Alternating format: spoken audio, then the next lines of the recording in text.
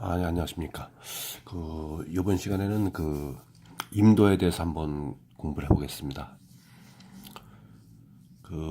임도는 이제 산림관리 기반시설로 이제, 우리가 이제 새로 부르게 됐는데, 임도는 구체적으로 이제 문제가 나올 때가 있고, 이렇게 개괄적인 것에 대해서 나올 수가 있는 거니까, 이건 임도 공부에서는 기본적으로 되는 거니까 한번 풀어보겠습니다. 임도만 계획 시 검토 사항을 사회적, 경제적, 기술적 요인으로 구분하여 설명하시오. 임도망을 계획할 때 검토 사항 중에서 사회적으로 어떤 점이 고려해야 되고, 경제적으로는 또 어떤 점, 기술적 요인은 어떤 점인지 한번 이걸 풀어보겠습니다. 이제 답안 작성할 때는 이렇게 이제 이건 25점짜리니까요. 25점짜리는 이렇게 개요를 항상 써줘야 되겠습니다. 산림관리 기반 시설의 개요. 1. 산림 생산 기반의 확립과 공익적 기능의 증대를 위해서 임내에 설치하는 교통시설. 2. 임도와 산불 예방, 진화시설 등 산림의 기능을 유지하고 보호하기 위한 시설. 여기에는 이제 임도와 산불 예방, 진화시설, 그리고 병해충 방제도 넣으면 되죠.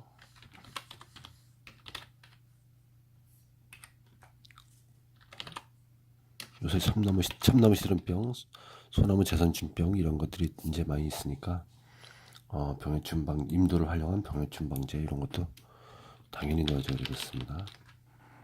임도와 산불 예방, 진화시설, 병해충 방제 등 산림의 기능을 유지하고 보호하기 위한 시설.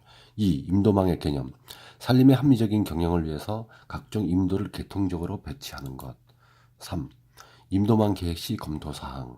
1. 사회적 요인, 2. 경제적 요인, 3. 기술적 요인을 한번 보겠습니다. 1. 사회적 요인. 산림 경영의 현황과 근무 계획을 예측하여야 한다.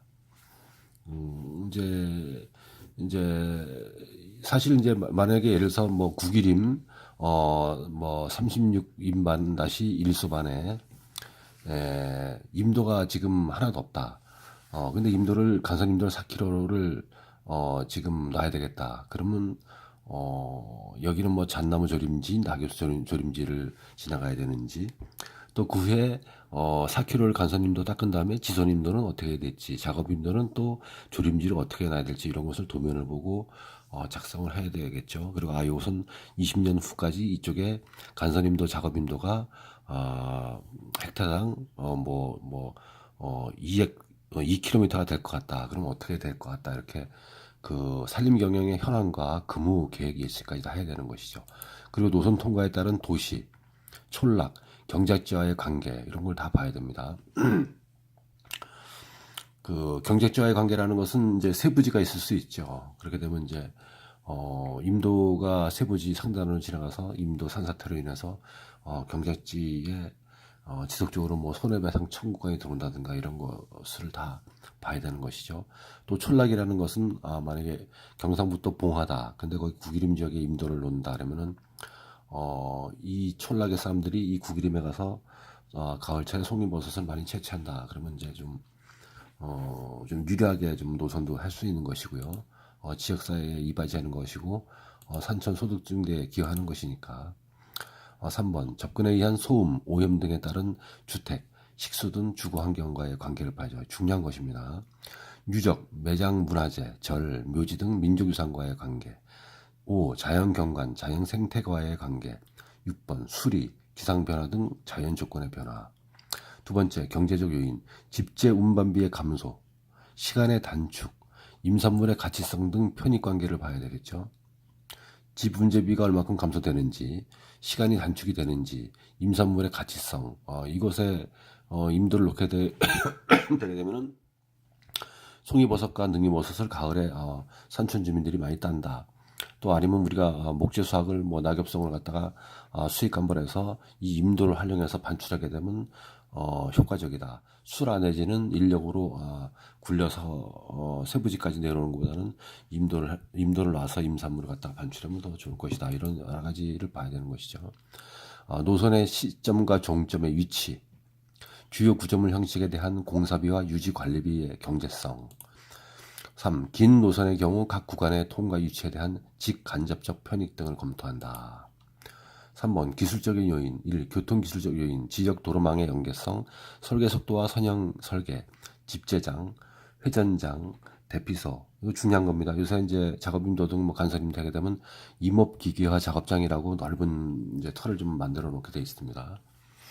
임업기계화 작업장 이런 것은 꼭 들어가야 되는 것이죠. 그리고 구조기술적 요인, 토질, 지질, 자연조건, 하천 계곡의 도가지점, 능선 통과 이런 것을 모두 봐야 되는 거죠. 구조적 기술적 요인, 작업적 요인, 활용 가능한 자동차는 어떤 것인가, 기계 장비의 종류는 어떤 것이 투입되고 어떤 것이 또 임도로 댕길 수가 있는가, 작업 방법은 어떤가, 산림의 생산성 향상 정도는 어떤가, 이런 것을 다 봐야 되는 것이죠. 임도만 계획 시 사회적인 요건, 요인, 경제적인 요인, 그리고 기술적인 요인, 이런 거 다 봐야 되겠습니다. 결론. 임도만 계획 시에는 사회적, 경제적, 기술적, 환경, 경관적 요인을 종합적으로 검토한다. 산림의 생산 기반 확립과 공익적 기능의 증대를 위해서 노력해야 한다.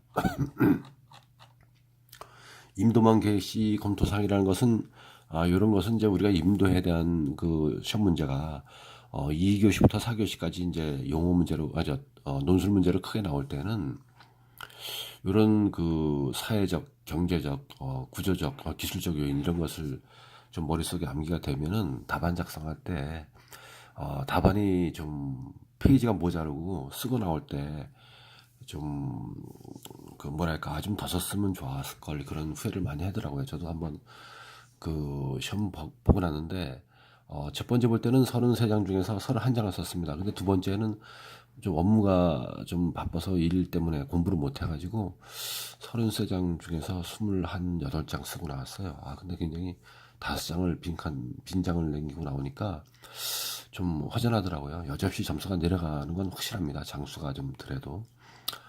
그래서 이렇게 큰 문제를 남겨둔 다음에 나중에 임도에 대해서 2교시부터 4교시까지 어떤 문제가 나오면 이런 것을 써놓게 되면 이제 그 교수님이라든가 교사님들이 이 사람은 임도에 대해서 그 많은 지식을 알고 있구나.